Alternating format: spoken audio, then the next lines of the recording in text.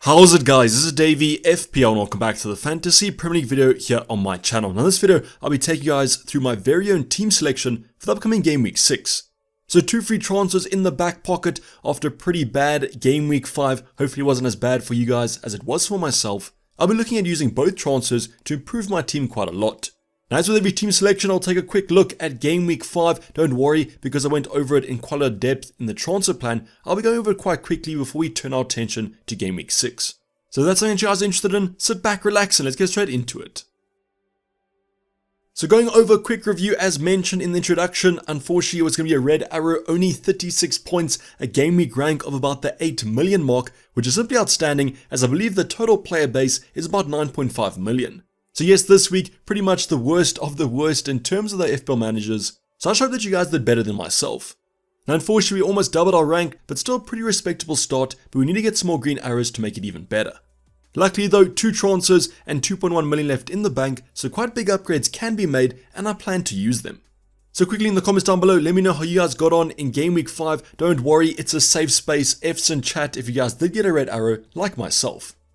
So going over the bench quite quickly, the biggest talking point was the fact that Estupiñán was actually not even in the squad for the Brighton game. This came after comments from the Brighton manager. De Zerbi said that he travelled quite a lot in the international break, so I actually thought that he might have been benched.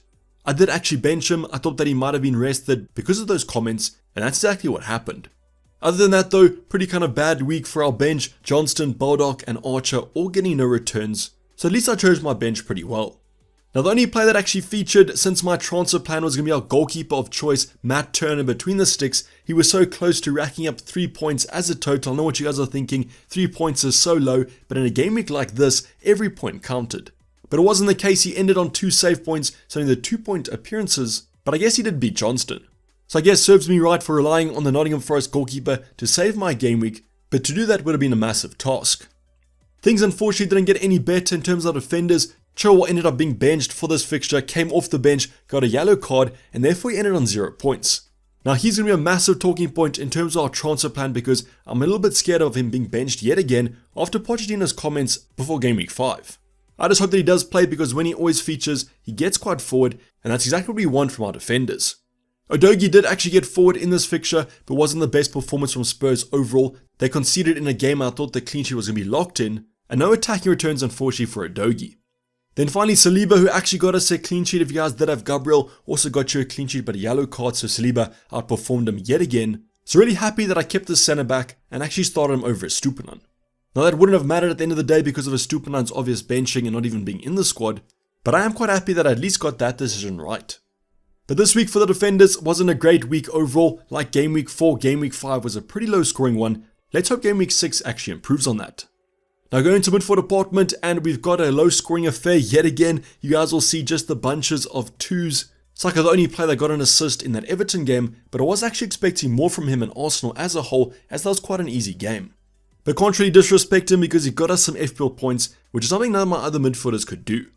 The only one that I'm also letting off the hook is going to be Mbeumo. Had a tougher game against Newcastle. I've always said he can blank every odd game week, and this game was quite a tough one in terms of the fixture. The fixtures do turn for Brentford though. They're still attacking pretty decently at the moment, so high hopes for Mbeumo at the moment.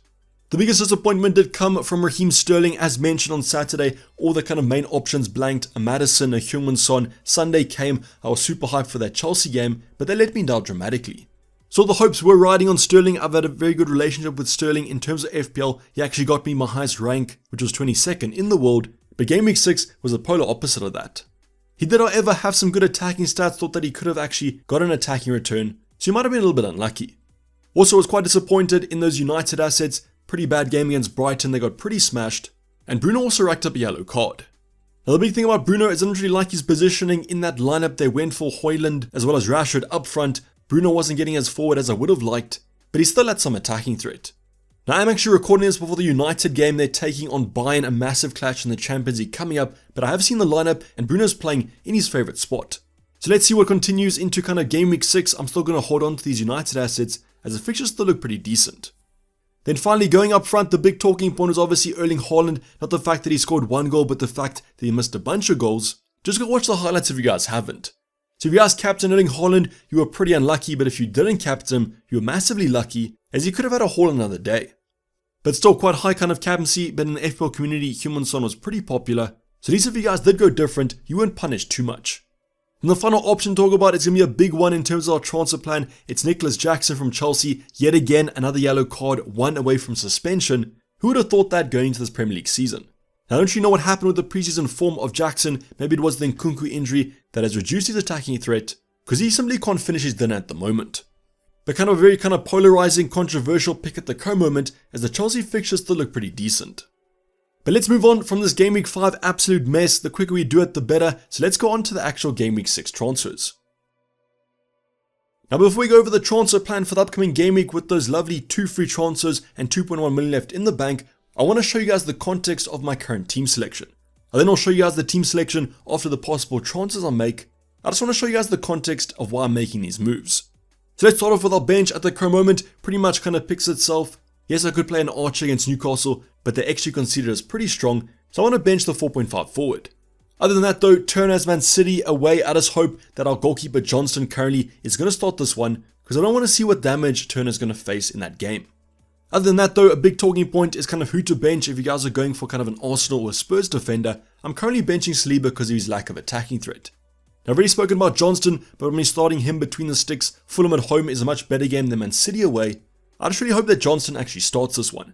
I'm slightly worried though with Dean Henderson in the wings. Johnston has been playing that well at the current moment, and Roy Hodgson might actually spice things up. So any indication of a potential benching, I'll probably have to make a transfer as I don't want to play Turner against Man City away, because he might actually lose his spot as well.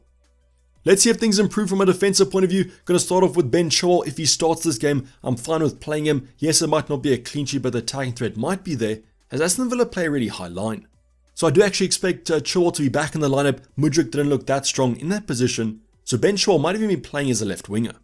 I also hope the same could be said about Udogie against Arsenal away, like kind of Ben Chilwell. Not a clean sheet expectation here, but the attacking threat will still be there, and I'm just hoping for a high scoring North London derby. Spurs also playing pretty well at the current moment, coming off kind of a comeback win on the weekend. The best kind of form going into a derby match. Then our final defender, probably the best fixture on the cards here, is Mir Stupinan against Bournemouth at home. They are attacking pretty well at the moment, but Brighton are playing decently, and I expect Stupinan to be back in the starting 11 after his rest. Now, like these other 3 options, the clean sheet threat is going to be there though, with the bonus attacking threat.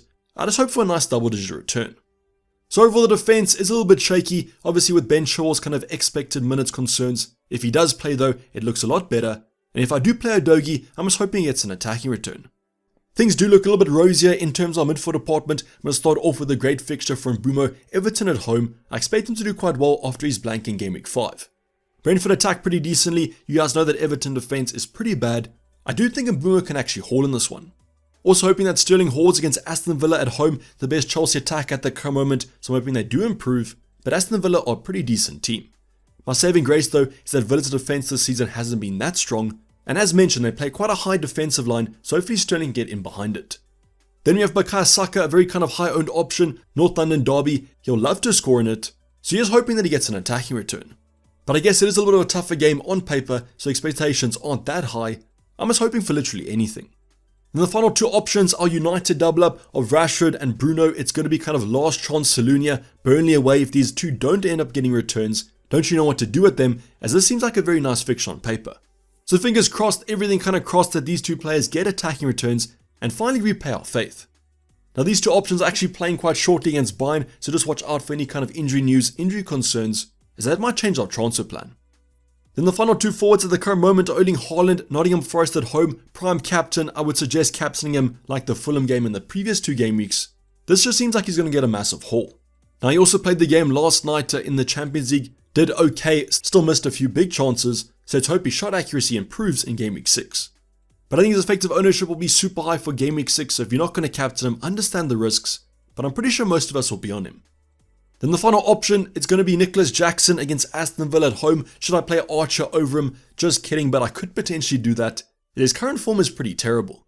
The only thing I'm holding on for is the fact that his XG and XA haven't looked that shabby. And like I said with Sterling, they do play quite a high defensive line, so Jackson could get some runs in behind. I guess it all depends if he's actually going to finish those chances, which I do hope he does, if I do end up keeping him in my team. So overall, as you guys can see, the starting 11 doesn't look too bad. The midfield department, in my opinion, looks fine. The defense could use 1 or 2 improvements, and our forward department all depends on Nicholas Jackson and if I take him out. Before I talk about my transfer plan, in the comments down below, what moves do you guys suggest I do? Would you guys use both free transfers or only one? And what are you guys doing for your own teams? Now before we talk about our transfers, I just want to give a reminder. As mentioned, I'm recording this before the Wednesday Champions League games and I'll be releasing this on Thursday morning. So if there are any injuries in tonight's game for United, for Arsenal, that sort of thing, I obviously won't be able to account for those. But don't worry, if anything does happen, you guys can always catch a later video or my deadline stream coming up 1 hour before the deadline. Then tomorrow we do have those Europa and Conference League games, so just watch out for those as there are a couple of teams playing in them. But we'll be getting more news in the press conferences coming up on Thursday and Friday. Just want to give you guys a reminder about the midweek fixtures if you guys don't know about them. Now let's head on to our transfers. So these transfers I'll be going over will be kind of including 2 free transfers. I could potentially make a hit depending on the press conferences. For example, if we get news of a potential injury, I might be forced into a hit, but currently I'm just aiming for 2. The first transfer, in my opinion, is pretty kind of locked in. You guys have seen my defensive department. It needs some improvement, and that improvement is going to be Kieran Trippier.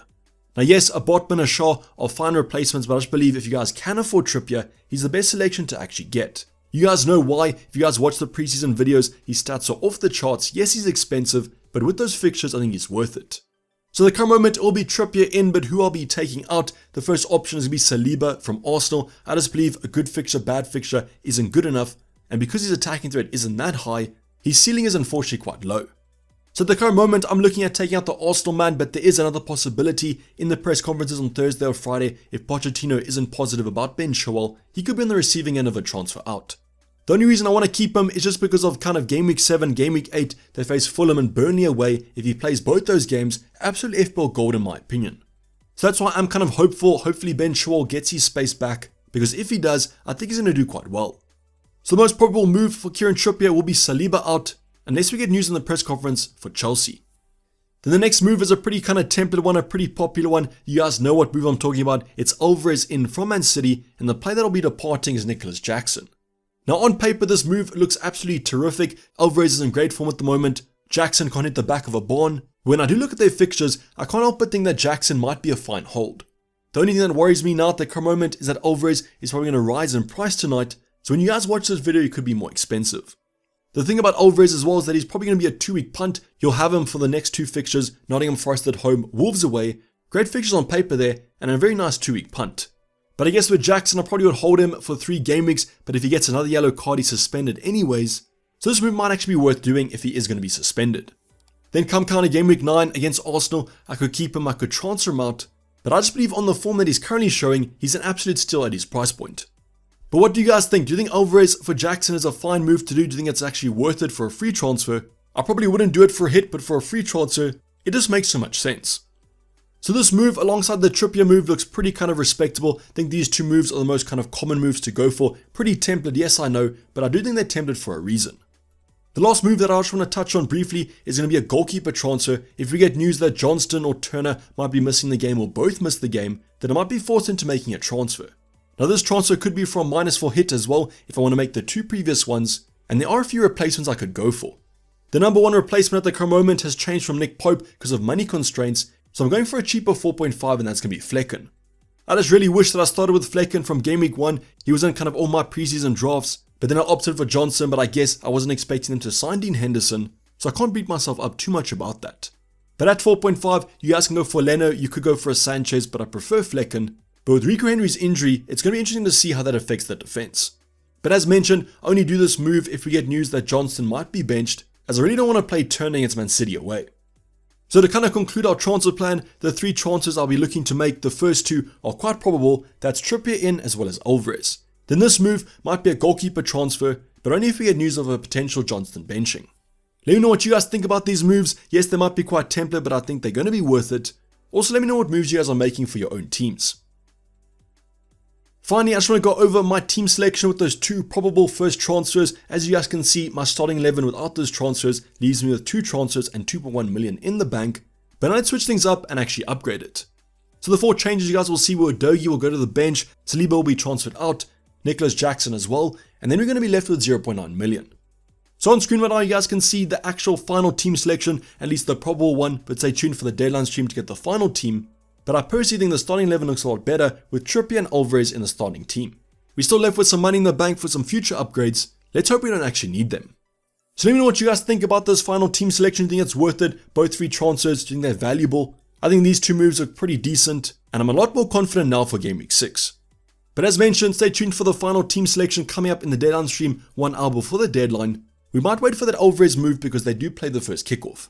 So I'm not going to promise that we will get early team news about kind of an Alvarez starting, a Foden starting, but there might be a chance that we actually do. But this is basically going to wrap the video, guys. Hope you guys did enjoy it. Please don't forget to like if you did and subscribe if you haven't subscribed yet. Enjoy the rest of the European football coming up this midweek, and I'll probably check you guys in a deadline stream 1 hour before the deadline. But for the time being, I'm going to be signing off. It's been Dayvy FPL, and I'm out. Cheers, bye.